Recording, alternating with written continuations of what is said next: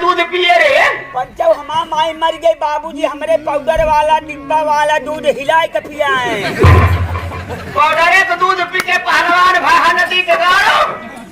हाँ पाउडर के दूध पी के पहलवान भाहा तेरे बात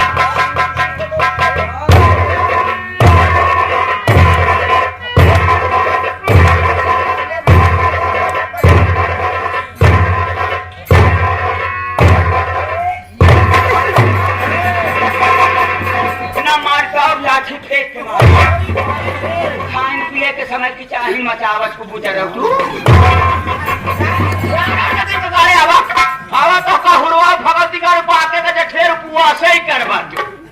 ऐसे छुरावे करवा नदी के गाड़ू एक डल बड़ी मारे से नदिया गाड़ा पेड़ुइया तो सुन होई गई हे भगवान तू हर जाइयो तू भाई बाप गाड़ा जन्मैया गाड़ा